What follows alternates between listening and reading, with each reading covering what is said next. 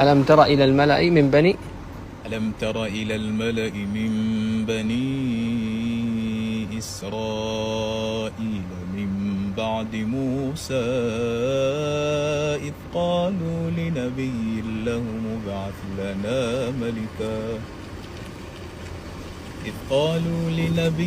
لهم ابعث لنا ملكا نقاتل في سبيل الله